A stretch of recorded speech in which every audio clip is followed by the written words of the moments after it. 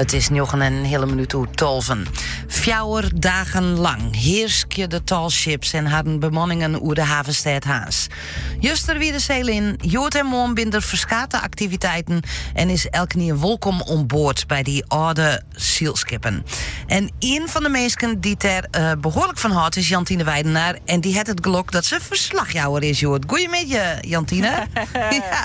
Hey, goedemiddag Simone. Ja, dan kist het ik hoe die zelfs is, hè? Ja, daarom. Ja, het is toch een feestje om daar te wezen. Dat kunnen wij allebei de beamen. En er liggen natuurlijk al je talships, maar er lijkt meer, hè? Ja, er lijkt saffelen meer. Onder oren, ik zeg de Brune Vloot, ik in de wat binnenhavens.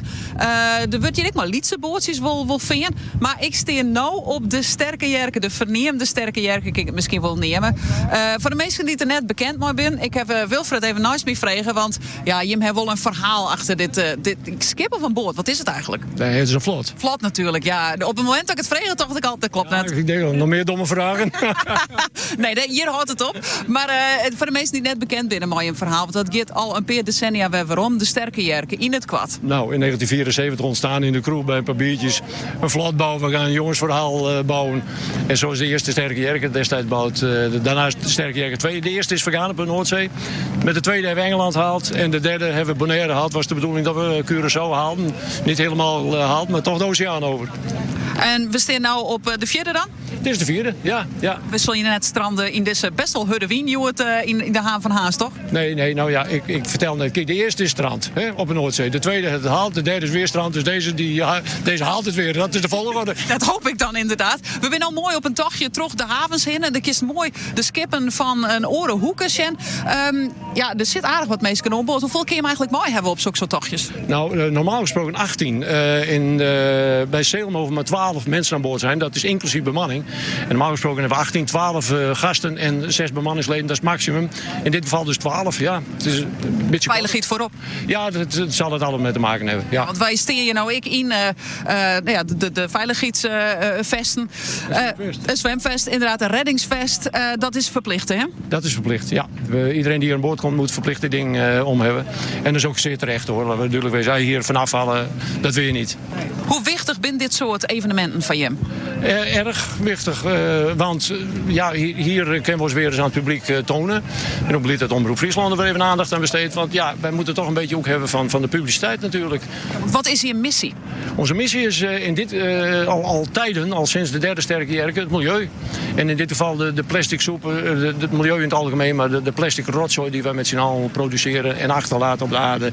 We vergiftigen onszelf. Dus daar proberen we aandacht ook via de jeugd, juist via de jeugd, aandacht aan te besteden. Kun je dat wat kwijt op zo'n tochtje als dit? Want kun je dan naast mensen zitten van, nou goeie, mag ik jou even wat vertellen? Nou, met dit soort tochten, nee, dit is meer om voor ons zelf van patiënten binnen te halen. Want mensen betalen om mee te mogen varen. Maar normaal gesproken varen wij op de Waddenzee. Vanuit DOC 5 hier in Harlingen organiseren we tochten op de Waddenzee met schooljeugd. En die schooljeugd, die gaan wij inderdaad proberen zo milieubewust mogelijk maken op allerlei manieren. Dus dat is onze missie op dit moment. Ja, nou binnen er een heel soort jeugd op dit stuit bij die talships. Die ben al mooi via natuurlijk vanuit Denemarken.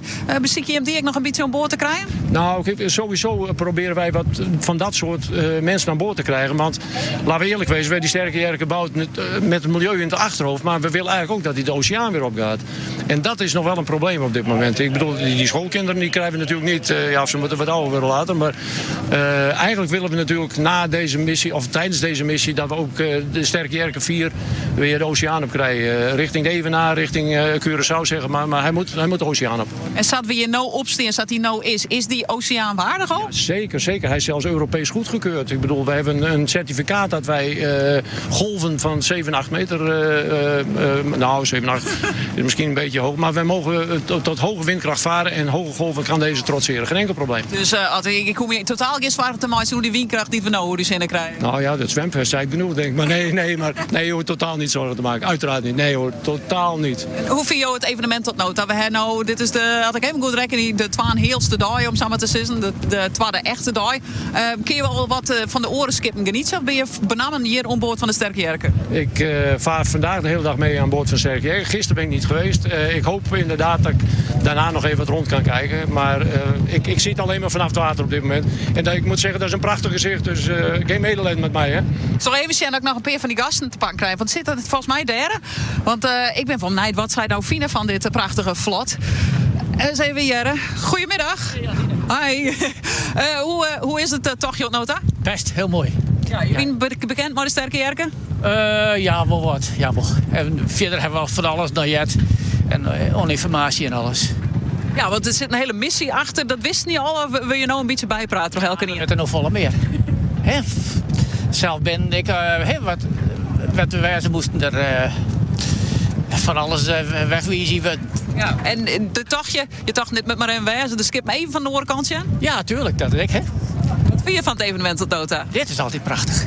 Ja. Dus is er altijd. Je bent er alle edities best? Ja, zeker, ja. Wat maakt het dan zo mooi? Die oude skippen. Ja, dat moderne, nee, dat zou ik me net zo vol. Echt dat oude. Maar je zit nou wel op een modern vlot. Ja, dat wel. Ja, dat is wel een vlot. Dat is wel wat te horen, inderdaad. Nou, ik zou zeggen, genieten van. Zit je wel aan de goede kant om het goede uitzicht te pakken? Ja, we gaan ook de andere kant op, hè. Dat... Ooruitzicht. Ja. Wat is je favoriete skip wat er het luidt, dit weekend luidt? Nee, dat maakt me net zo vol. Nee? Ja. De meeste mensen zitten die Grutte Noor. Oh, die Stadsraad Lemko. Ja, die bergen, uit bergen vind ik het mooi. Nou, ik denk dat we daar dadelijk nog maar even zien. We genieten er nog even van. Ja, want er luidt hier van alles. Wij hebben eigenlijk, dit is het tweede skip nog maar waar ik op in, Simone. Dus ik heb nog een hele rit skippen te gaan. Dan krijg je de ene dag hebben we gewoon de sterke jerken hebben we gewoon. Ik ga het hartstikke druk. Maar gelukkig ben we hier joet de hele dag. En morgen ik nog een groot gedeelte van de dag. En het rit staat gewoon wat voller mooi mensen. Maar er is nog genoeg ruimte van mensen om je deel te komen. Ik denk net dat het hutje-mutje is. Je krijgt genoeg ruimte om die skippen zelfs ik nog goed te besjen. Oké, behouden vaart, Jantine. We jaren die letter weer.